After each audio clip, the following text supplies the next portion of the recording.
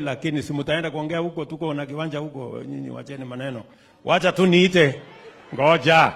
Wacha tu niite Prime Cabinet Secretary awasalimie hapa. Mheshimiwa Musalia, alafu Deputy President awasalimie. Haya. Kipsoen, habari? Kenya ni moja. Na sisi ni kitu moja.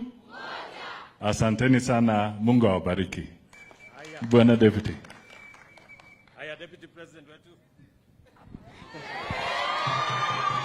Watu ya Kipsoen chamge. Yo mune. Muko sawa?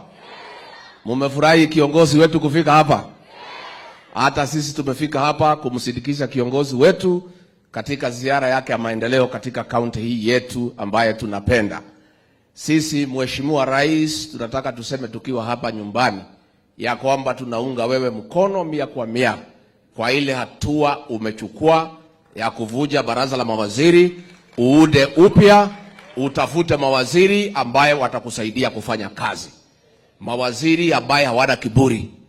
Mawaziri ambaye hawaingia mambo ya siasa.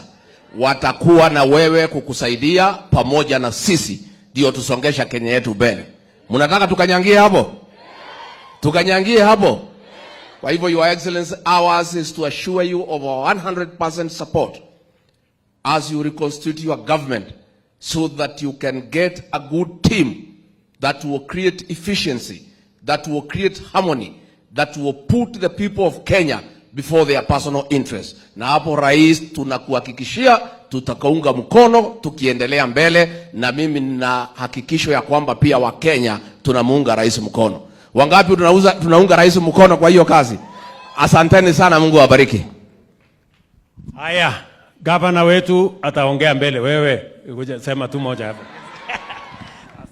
Asante sana Your Excellency, mimi niko na furaha sana kwa sababu umefika shule yetu ya Kipsoen na umekuja na mazuri. Waswahili wanasema mgeni njoo wenye. Asante Your Excellency, you are the role model. Wewe ndio ulianza maneno ya TVET na mimi nafuata mkondo. Ndiposa tumeweka pesa ya NGCDF hapa, tunatengeneza lecture halls 10 na mbele kuzuri. Na program ambayo tuko nayo huko mbele pia Your Excellency ni kwamba mwaka ujao kwa mapenzi ya Mungu nitauliza ruksa kutoka kwa wananchi ili tulete watoto wengine 500 wasome katika technical hii, na wewe utatupanga kwa foreign jobs na nchi yetu itakuwa sawa. Nasema hivyo kwa sababu TVET is transforming lives, Your Excellency. Ya mwisho tu kwa maombi, Kipsoen National Polytechnic utusaidie tu kwa bus, ndio itakuwa mzuri kwa maneno ya marketing, Your Excellency. Unajua mimi si kuange mkora, mimi ni mwelekevu, unisaidie tu hiyo bus na roho yangu itapona. Kwa juba emet, Your Excellency, mamwae ngalio iba mwai kingen kele nye niribe emet tugul.